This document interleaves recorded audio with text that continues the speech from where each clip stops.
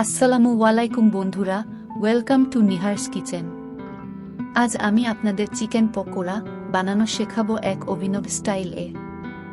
উপকরণ: সাদা তেল, কাঁচা মরিচ, কারি পাতা, কর্নফ্লাওয়ার, লেবুর রস, জল ঝরানো টক দই, পেঁয়াজ বাটা, আদা ও রসুন পেস্ট, লবণ স্বাদ অনুযায়ী, হলুদ গুঁড়া, চিকেন মশলা, গরম মশলা পাউডার ও চিকেন।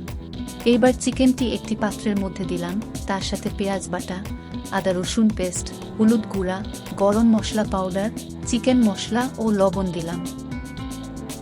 এবারে টক দই দিলাম, দিয়ে ভালো করে মিক্স করছি চিকেনের সাথে।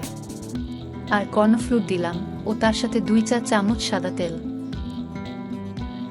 এইবার সবকিছু ম্যারিনেট করে নেবার পর মিনিমাম 30 মিনিট পর্যন্ত রেস্ট দিন।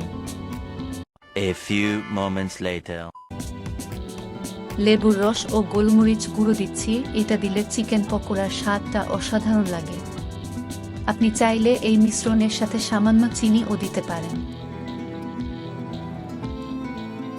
2 চা চামচ মতন সাদা তেল দিলাম কড়াইতে।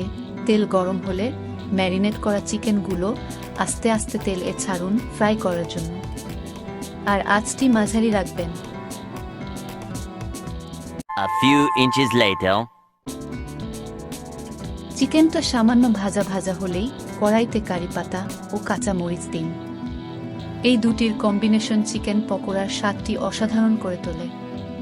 হালকা আঁচে একটু নাড়ুন যাতে কারি পাতা ফ্রাই হয়ে যায় ও কাঁচা মরিচটি যেন সেদ্ধ হয়ে যায়। চিকেনটির টেস্টটা তো এখানেই বোঝা যাবে যে এই দুটি উপকরণ মিলে চিকেন পকোড়ার স্বাদটা কতখানি সুস্বাদু করে তুলেছে। এটা সম্পূর্ণ রেডি, এবার সার্ভ করুন। আপনারা চাইলে এর সাথে লেবুর রস, স্লাইস করা পেঁয়াজ ও দিতে পারেন। আমি যেহেতু লেবুর রস আগেই দিয়েছি, তাই এখন আর দিতে লাগবে না। ভিডিওসগুলো ভালো লাগলে লাইক করতে ভুলবেন না কিন্তু। ইনশাল্লাহ দেখা হবে নেক্সট ভিডিওতে।